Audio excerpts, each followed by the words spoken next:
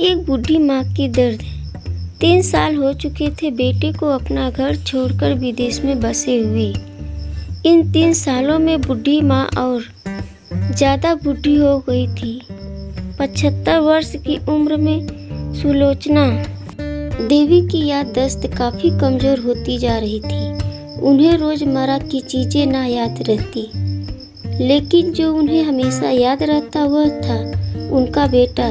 दिन हो या रात, एक पल भी ऐसा ना होता जब उन्हें अपने बेटे की याद ना आती। दूसरी तरफ बेटा था जो साल भर में एकाध बार अपने माँ को फ़ोन कर लिया करता और 1-2 मिनट से ज़्यादा बातें भी ना किया करता।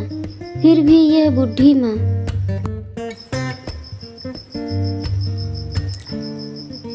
टकटकी लगाए अपने बेटे का इंतज़ार करती रहती। एक दिन बेटे का विदेश से फ़ोन आया।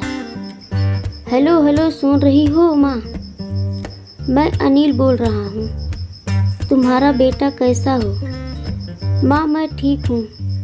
बेटा तुम, बहू और मेरा पोता कैसा है?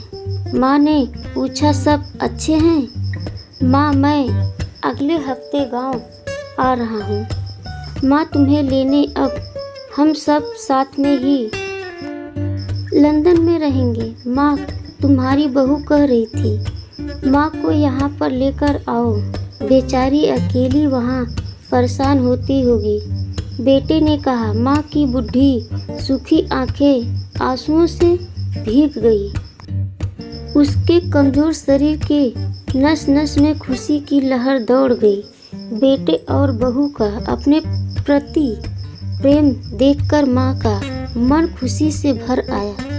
बेटे ने आगे कहा। माँ तैयार रहना। माँ मुझे ज़्यादा दिन छुट्टी नहीं है। जिस से जितने पैसे लेने हैं लेकर रखना, तब तक मैं प्रॉपर्टी डीलर से बात कर लेता हूँ। घर के लिए माँ ने पूछा। हाँ माँ, गांव का घर हमें बेच देना पड़ेगा। अब हम साथ में ही रहने वाले हैं, तो वहाँ पर घर रहने का कोई मतलब नहीं है।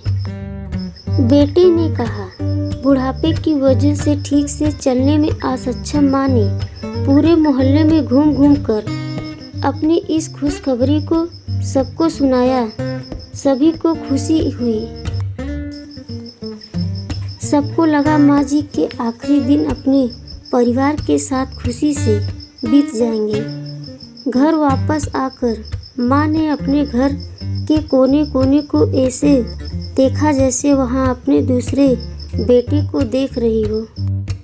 देखे भी क्यों ना, उस घर को अपने बेटे से कम थोड़ी समझा था। अपने पति के साथ 40 साल यही तो बिताए थे, लेकिन अब मजबूर थी बुढ़ापे के आखिरी साल बेटे और बहू के साथ बिताना चाहती थी। दिल पर पत्थर रखकर घर बेचने के लिए माँ तैयार हो गई। अनाप शनाप में बेटे ने घर को आधे दामों पर बेच दिया। माँ ने ज़्यादा नहीं, लेकिन जिन चीज़ों से दिल लगा था उन चीज़ों को समेटा और बेटे के साथ टैक्सी में बैठकर एयरपोर्ट के लिए चली गई। एयरपोर्ट पर आकर बेटे ने माँ से कहा। माँ तुम यहाँ बेंच पर बैठो, मैं सामान और बोर्डिंग पास की जांच कराकर आता हूँ। वहाँ वक्त लगता है और खड़ा रहना पड़ता है। तुम्हें तकलीफ होगी, तुम यही आराम करो। मैं यूँ गया और यूँ आया। माँ बेंच पर बैठ गई और बेटा अंदर चला गया। काफ़ी समय हो गया, बेटा वापस नहीं लौटा। माँ सोचने लगी ज़्यादा भीड़ होगी, इसीलिए देर लग रही होगी। अंधेरा होने को आया। अब तो लोगों की चहलकदमी भी कम होने लगी। माँ को अब चिंता होने लगी। एक कर्मचारी ने आकर पूछा, किससे मिलना है? माँ जी आप यहाँ पर क्यों बैठी हो? डरती हुई आवाज़ में सुलोचना देवी बोली, मेरा बेटा अंदर सामान की जांच कराने गया है। लंदन जा रहे हैं हम। क्या नाम है माँ जी आपके बेटे का? कर्मचारी ने पूछा।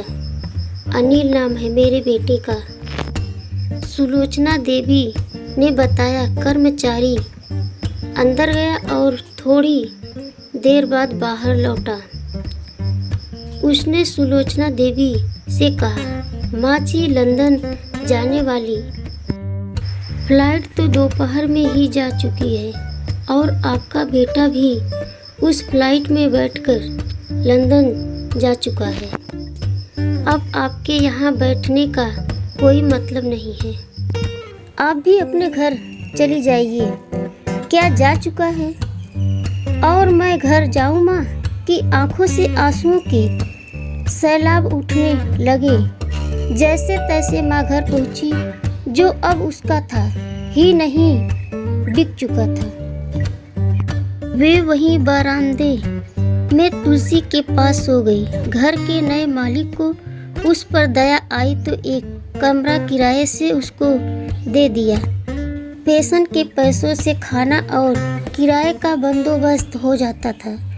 दिन बीतने लगे। कुछ दिनों बाद घर के नए मालिक ने सुलोचना देवी से कहा, माँ जी आप अपने रिश्तेदारों के यहाँ पर जाकर क्यों नहीं रहती हैं? इस उम्र में आपके लिए वही अच्छा होगा। अच्छा तो होगा, लेकिन अगर मेरा बेटा वापस आया तो उसका ख्याल कौन रखेगा? मेरा बेटा बहुत भोला है, उसे अपना ख्याल रखना बिल्कुल नहीं आता। मैं कहीं नहीं जाऊंगी, क्या पता कभी उसे मेरी ज़रूरत पड़ जाए। माँ ने कहा, दोस्तों सच बता रहा हूँ। माँ की ऐसी बातें सुनकर मेरी आंखों में आंसू आ गए। किसी ने सच ही कहा है, पूत कपूत हो सकता है, लेकिन माता कभी कुमाता नहीं होती।